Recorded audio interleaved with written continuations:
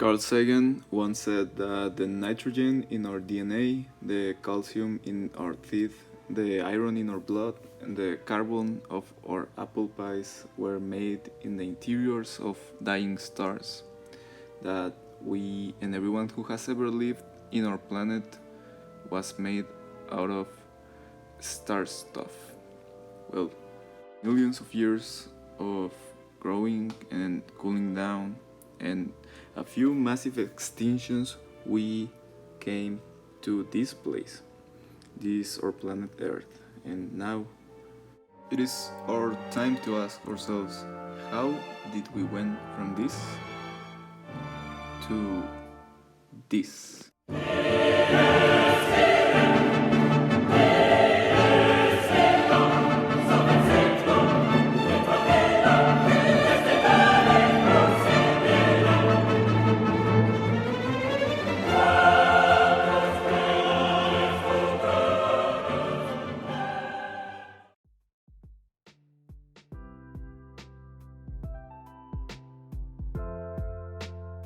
What is it?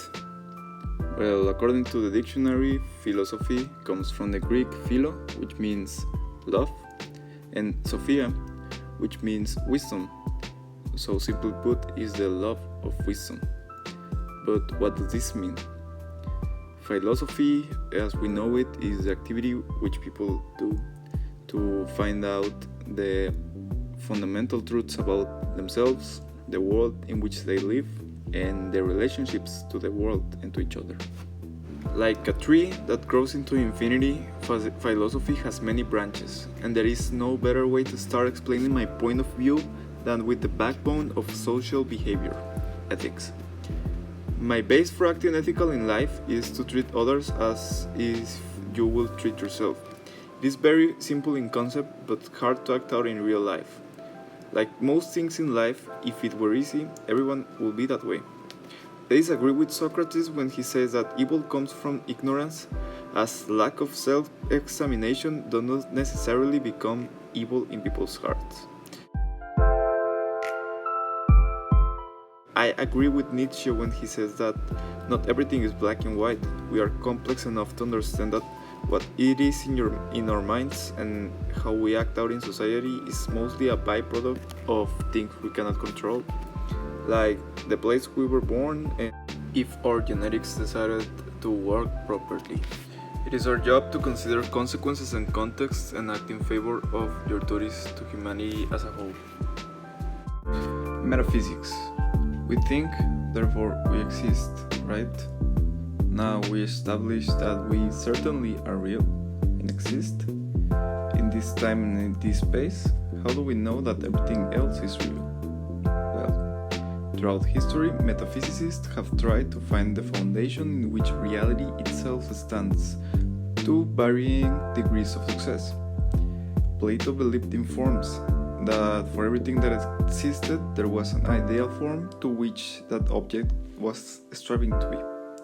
Like the stock market, which believes itself that one day it will be something that makes sense and not a scheme for people to lose money in, like some billion-dollar casino. Parmenides said that all that is cannot come from nothing, so everything never truly stops existing. To confirm that matter is to deny that matter isn't, because these statements contradict themselves. Shortly, he says that the universe is recycling itself and everything exists forever, and change is impossible. Heraclitus, on the other hand, says that nothing ever stays still. Contradictions and change are the essence of reality. I agree with Parmenides here, because if something has taught us 500 years of scientific method, is that matter cannot be created nor destroyed. And going more deeply, I believe that the substance of reality itself is mathematics. I believe that every phenomenon we encounter can be explained by the power of numbers. Let's look at this eclipse. Isn't it beautiful? Obviously, don't look at it in real life, but here, I think it is just majestic. Now, if you ask that same question to an ancient Greek, he will be horrified. Their culture taught them that eclipses were the time when the gods abandoned humanity and are now being punished with their absence. Actually, the word in Greek ekleipos means disappearance. I find things aesthetically pleasing when colors, textures, shapes, and contexts works together to appeal to my personal experience, or if something related to it has generated in me some sort of pleasure before. That's why I can say this is good and this is awful.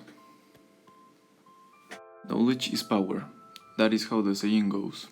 In this day and age of nearly infinite amount of data being released every day, it is critical to filter which content will be useful in the future and which content will be a waste of space in our brains. Epistemology is a branch of philosophy through which we acquire new knowledge.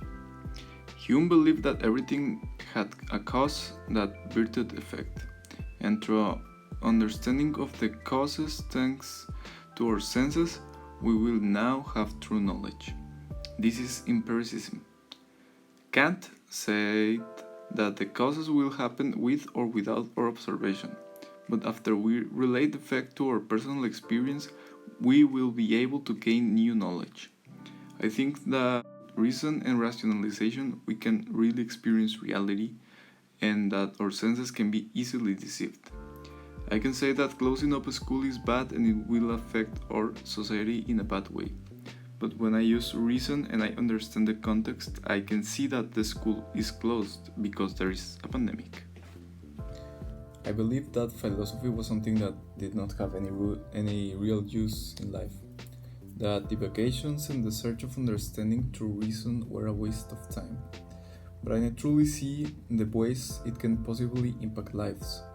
It has helped me deeply and has prevented me from falling to an endless pit of pessimism. Now I understand the power of ideas and I can't wait to expand this topic later on my life.